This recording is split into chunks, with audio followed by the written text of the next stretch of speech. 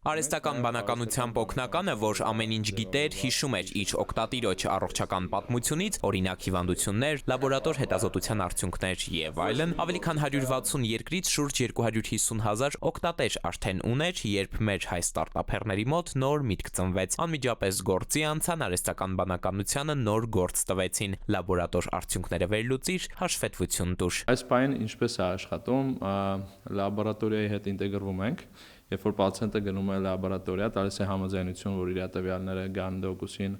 միայն վերլուծության նպատակով պացիենտի համար։ Երբ որ պատասխանները պատրաստ են,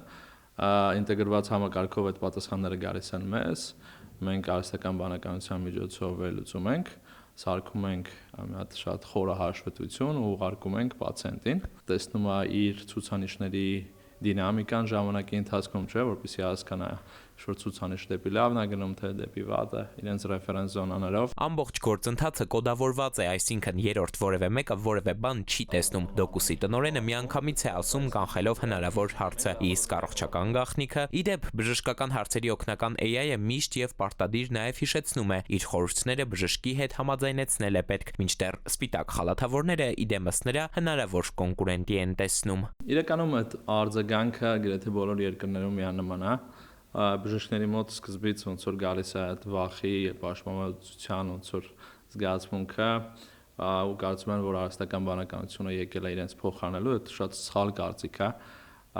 Ու մենք ամենտեղ նշում ենք, որ արհեստական բանականությունը բժշկին չի կարող փոխարինել։ Ինքը կարող է ուղղակի պացիենտներին ավելի կրթել, ավելի սարքել իրենց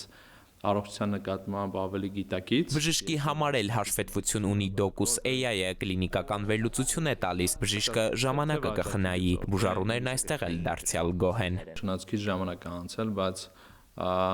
տեսնում ենք հարյուրավոր պացիենտների դրական գնահատականներ,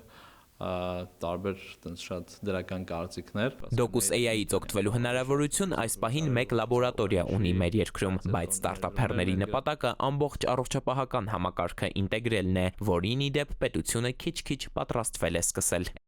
Էդուարդ Պողոսյան, Զոհրաբ Քարամյան, ժամը լրատվական։